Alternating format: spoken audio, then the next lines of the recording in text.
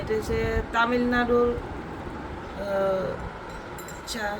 এভাবে তারা চা তৈরি করে খায়। এটা চা। হ্যাঁ, চা অথবা কফি।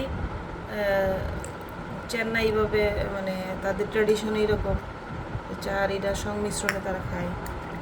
মেডিকেলে অনেকবার খাইছি, তাই আমিও কিনে নিয়ে আসছি বাংলাদেশে এটা ট্রাই করার জন্য। যারা এটা খেয়ে আসছেন তাদের কাছে এটা অনেক ভালো লাগবে, যারা খান নাই তাদের কাছে অনেক ভালো লাগবে। এভাবে মিক্সড করে খেতে হয়, এটা অন্যরকম লাগে। আমরা তো নর্মালি কাপ দিয়ে খাই, চা খাই, কফি খাই, কিন্তু এভাবে আমার কাছে এটাই অনেক ইউনিক লাগছে।